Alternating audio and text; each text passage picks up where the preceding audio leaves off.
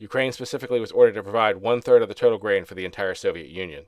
Starting on November 18, 1932, Ukrainian peasants were required to return excess grain they had been allowed to keep for meeting their production targets, and the police and party military officials actively searched to enforce. On November 20th, peasants who had failed to meet quotas had their livestock confiscated. On November 28th, collective farms that failed to meet quotas were blacklisted from receiving any food deliveries and were forced to give up 15 times their quota from the reserves they had kept to feed themselves, essentially dooming them to starvation. On December 5th, a declaration was issued stating that any resistance to these actions would be viewed as treason. In January of 1933, Stalin secretly sent a letter ordering the Ukrainian border to be sealed to prevent movement to other republics, titled, "Preventing the Mass Exodus of Peasants Who Are Starving."